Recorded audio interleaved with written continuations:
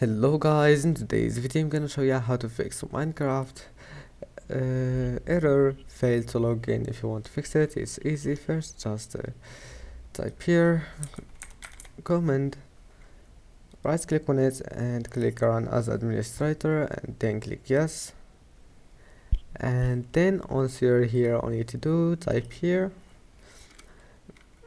ipconfig slash flash DNS, and now just click enter, and after that type here, type it like that, niche winsock reset, just type it like that, and then click enter and close this window.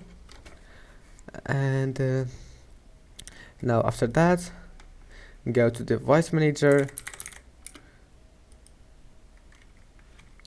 and then once you're here all you have to do just click on network adapters, and then make sure to update all those drivers here. Right click update driver and click search automatically for drivers, and then that's it. Just update one by one into the last one here and restart your PC, and that's it. Now your problem must be fixed. Don't forget to like, and see you in the next video.